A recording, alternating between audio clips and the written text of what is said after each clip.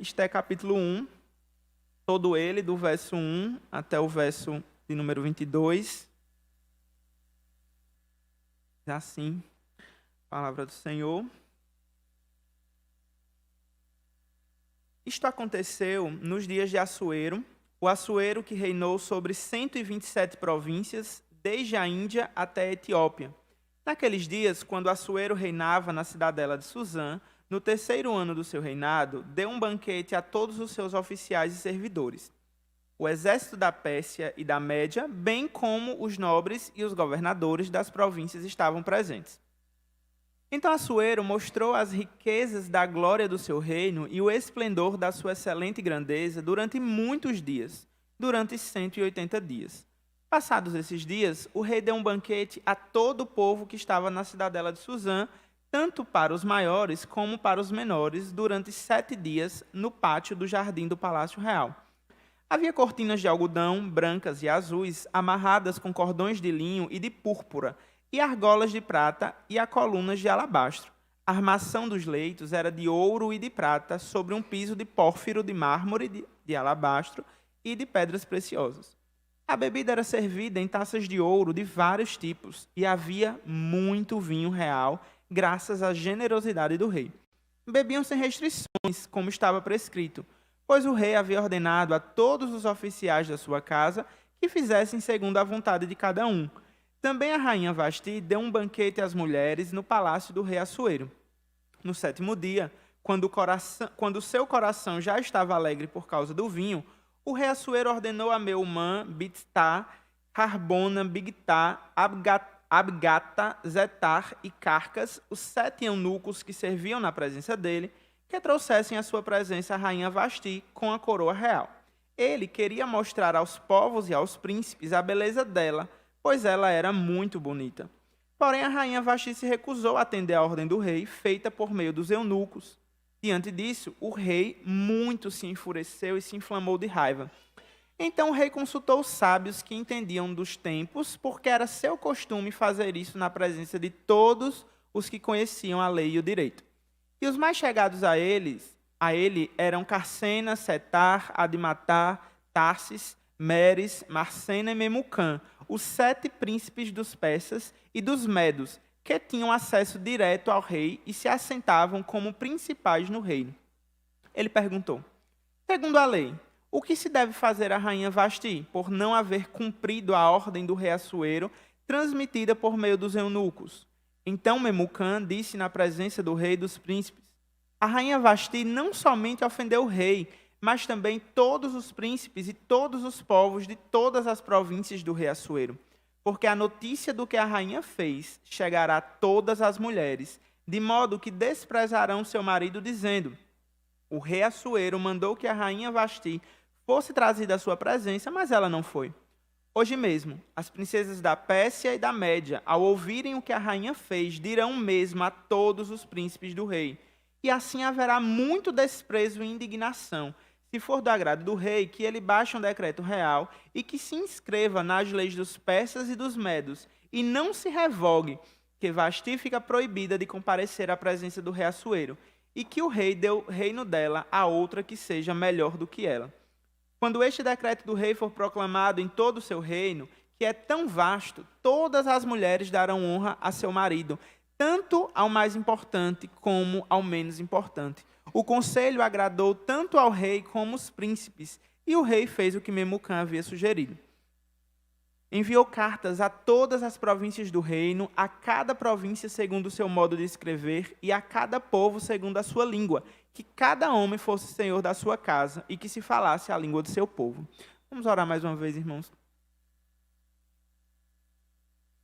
Pai, muito obrigado, Pai, pela Tua palavra. Muito obrigado, Senhor, porque ela nos ensina, nos corrige, nos exorta, nos anima, nos revigora. Deus, a Tua palavra é exatamente aquilo que nós precisamos, Senhor. Muito obrigado, porque o Senhor é bom, porque o Senhor permitiu que ao longo de tantos séculos ela permanecesse fiel e chegasse até nós. O Senhor preservou esse texto sagrado, Deus, para o nosso ensino, para a nossa instrução. Nós te agradecemos por isso. Em nome do Teu Filho amado Jesus, eu te peço que o Senhor fale aos nossos corações essa manhã, através dessa palavra e através também das aulas que serão ministradas em cada classe. Em nome do teu Filho amado Jesus, é que eu oro e te agradeço, Pai. Amém. Irmãos, nós vimos então, há algum tempo atrás, como eu falei, que o livro de Esther, ele é um pouco diferente, porque Deus meio que está trabalhando nos bastidores, A gente vê tudo que está acontecendo aqui, porque nós sabemos o final da história, Já sabendo que é o Senhor que está conduzindo todos os acontecimentos.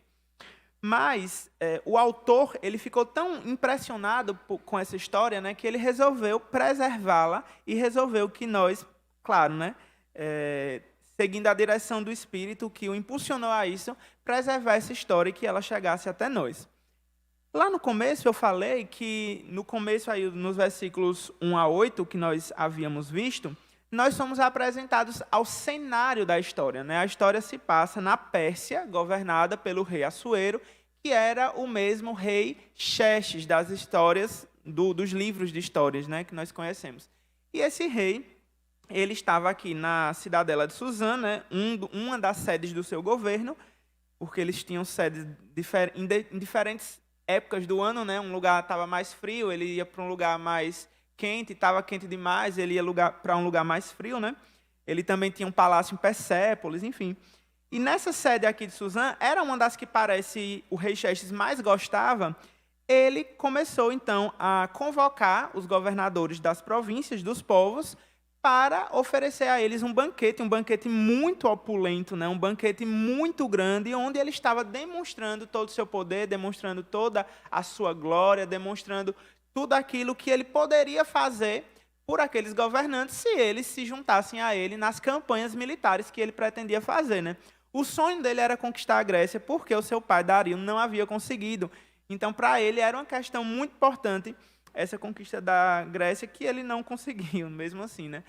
Mas, depois desse banquete que durou 180 dias, ele faz um outro, menor, mas que dessa vez seria convidada toda a cidadela de Suzã. Todo mundo seria convidado para se fazer presente nesse banquete, e todo mundo poderia, versículo 8 fala, beber sem restrições, como o rei havia prescrito, e não era qualquer bebida, era vinho real, era uma bebida de qualidade, O rei era muito generoso.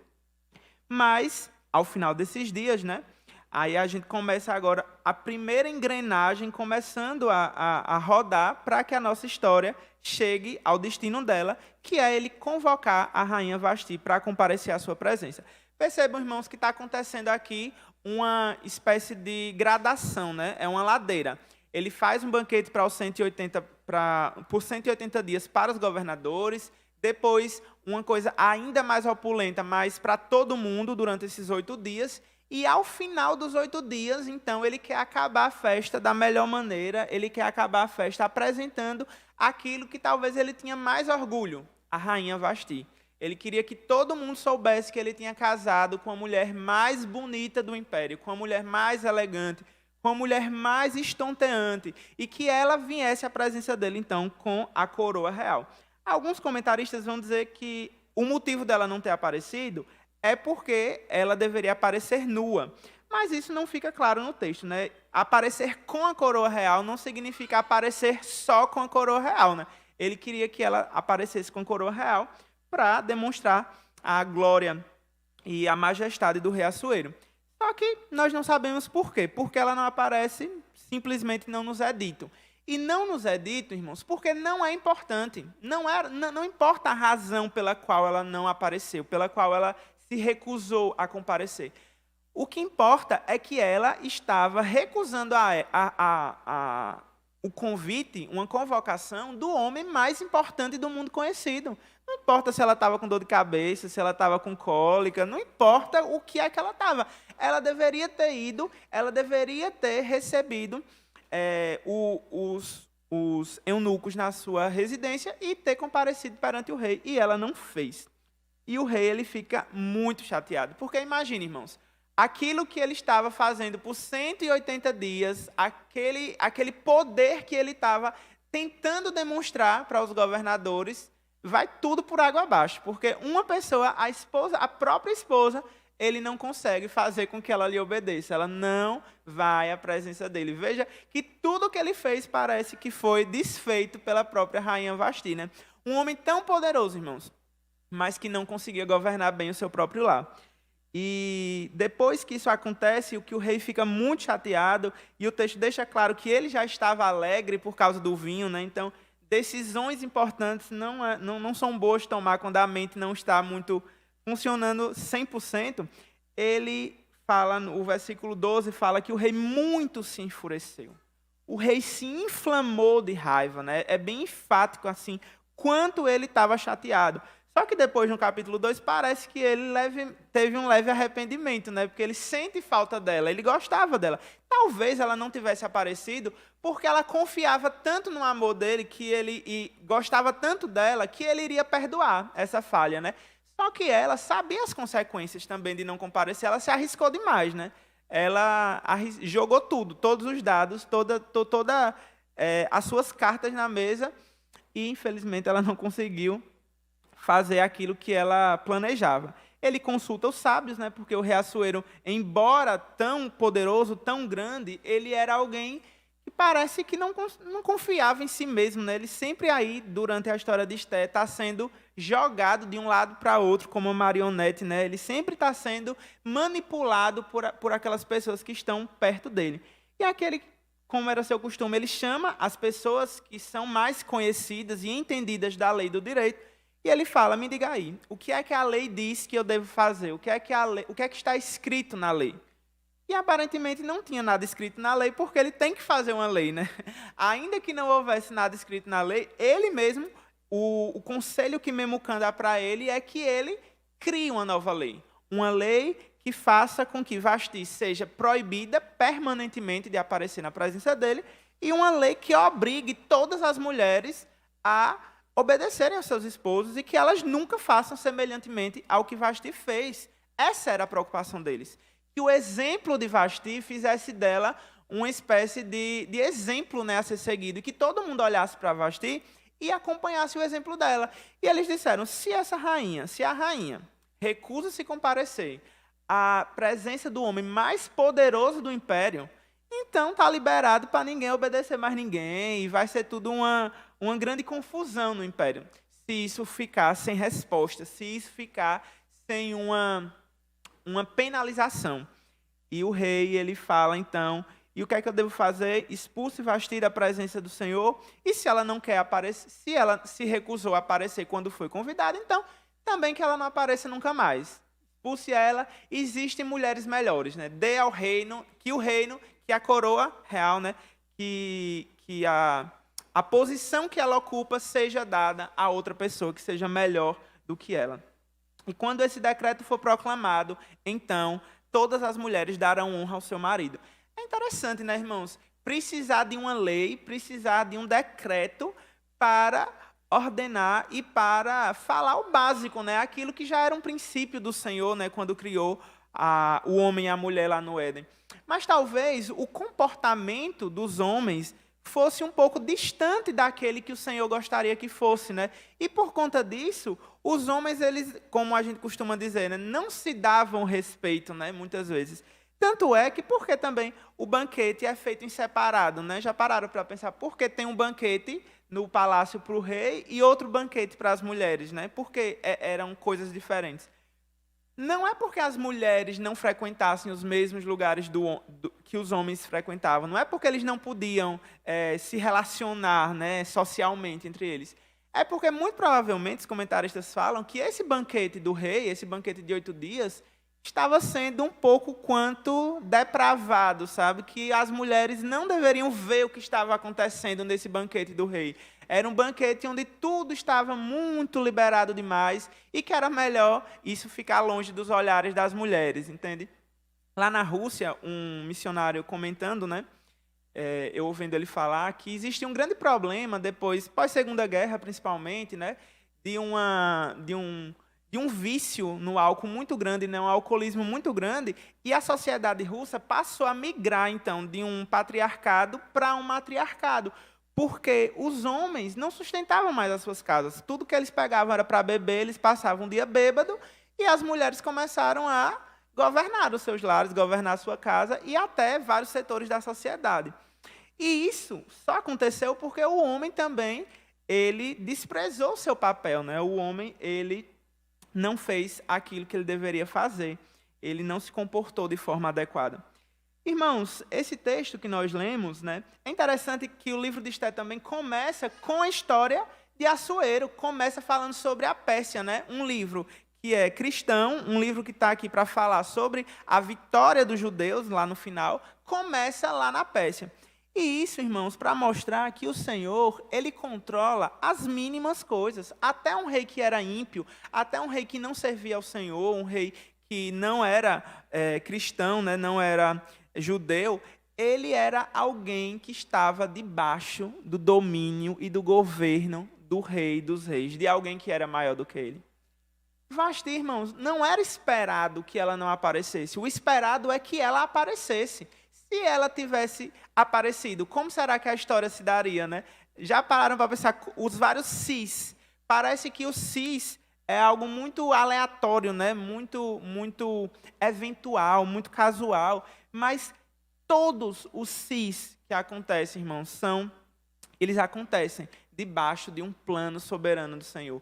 Cada peça, inclusive Assuero, Vasti, todos os personagens dessa história estão posicionados, estão nos lugares exatos em que o Senhor queria que eles estivessem. A desobediência de Vasti trouxe consequências para ela e para todas as mulheres do império. A consequência também da desobediência de um casal lá no Éden trouxe consequências para eles e para toda a humanidade também. E, curiosamente, também, a mesma penalidade que Vasti teve foi a penalidade que Adão e Eva também tiveram no primeiro momento, que foi a de serem expulsos do Jardim do Éden, né? E eles agora não poderiam estar mais na presença do Senhor. A mesma penalidade. Só que existia uma penalidade a mais, né, no pecado de Adão e Eva, uma consequência ainda mais cruel, que era a morte. O salário do pecado era a morte. E nós ouvimos, né, durante a semana retrasada, eu acho, foi retrasada a Páscoa, né? Pastor Edward pregando sobre um cordeiro que devia ser morto. E ali, o dia da expiação era um dia que lembrava as pessoas que as consequências do pecado delas, a consequência da desobediência, ainda é real, ainda era real. E que aquele que pecar tinha que morrer. E para que aquela pessoa não morresse, outra pessoa, no caso o cordeiro que simbolizava, viria a simbolizar o Senhor, ele deveria ser morto. O Senhor Jesus, então, irmãos, leva no seu corpo, ele carrega a consequência da desobediência do homem e da mulher no seu próprio corpo e morre no nosso lugar. E não apenas isso. O Senhor sabia que o homem nunca ia conseguir obedecer perfeitamente, então ele também obedece perfeitamente, para que através da sua obediência, através da sua justiça, nós também pudéssemos ser justificados. Eu sei, irmãos, que também nos dias que nós vivemos, nós nos amedrontamos, às vezes, nos assustamos com o tanto de poder que está depositado na mão dos governantes, na mão do Supremo Tribunal Federal. A gente vinha conversando no carro para cá.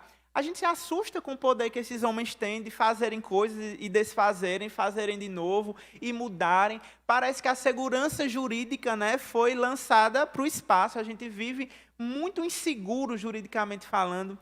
Mas, irmãos, nós somos seguros na mão daquele que controla todas as coisas do universo, irmãos. Da mesma forma que esse decreto aqui, por mais que fosse difícil para as mulheres, né, por mais que trouxesse um peso sobre todas as mulheres do Império Persa, esse decreto abriu a porta para que no capítulo seguinte Esther pudesse aparecer, né, e pudesse se tornar, então, essa que foi colocada no lugar de Vasti. Vamos louvar o Senhor, então, irmãos, vamos agradecer a Ele, vamos parar de olhar tanto para as circunstâncias, né? E olhar para o autor da nossa fé, e olhar para aquele que governa as circunstâncias, olhar para o alto mesmo, né? Não é à toa que nós somos constantemente convocados a olhar para cima, a olhar para aquele que é grande, a olhar para aquele que governa e se assenta no alto sublime trono.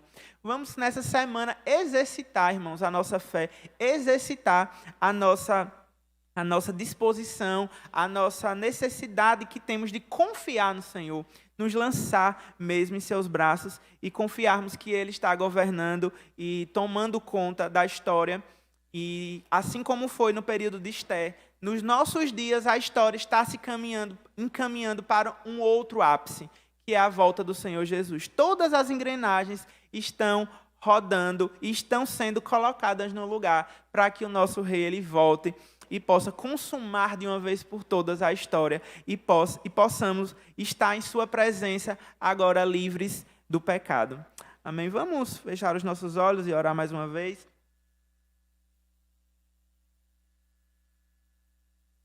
Deus, muito obrigado, Pai, porque o Senhor governa absoluto, Pai. Muito obrigado, Senhor, porque das Tuas mãos, Senhor, nada pode sair do controle, Pai. O Senhor tem o controle de todas as coisas, Senhor. E nós falamos tanto isso, Pai. Nós falamos tanto sobre confiar no Senhor. E nós temos a necessidade de falar e repetir essas coisas, Pai, porque nós somos tão rápidos para desconfiar. Nós somos tão apressados, Senhor, de sair desse lugar, Deus, em que estamos olhando firmemente para o Senhor. Pai, nos ajuda, Pai. Nos ajuda, Senhor, a sermos constantes. Nos ajuda, Pai, a lembrarmos e agirmos conforme aquilo que lembramos, porque muitas vezes a gente lembra e deixa aquilo em um lugar diferente. A gente tem uma vida onde a gente sabe quem o Senhor é, mas a gente tem uma vida onde a gente age como se não soubesse quem o Senhor é. Perdão, Senhor. Perdão, Senhor, por desconfiar tanto, Pai. Perdão por achar que nós vamos conseguir criar alguma e sair de alguma situação, melhor dizendo, que melhor do que o Senhor faria. Deus, perdão, Deus, por tantas vezes, Senhor, achar que do nosso jeito é melhor, que do nosso jeito vai dar certo, Pai, porque o Senhor, Deus, é quem cria, é o Senhor quem fez todas as coisas, é o Senhor que nos conhece melhor do que nós mesmos, Senhor. Oh Deus, nos ajuda, Senhor, nos ajuda a confiarmos no Senhor, que nessa semana, Pai, os nossos olhos estejam postos no Rei da Glória, no Deus que governa num alto e sublime trono. Em nome de Jesus, Senhor, é o que nós oramos e te agradecemos. Amém.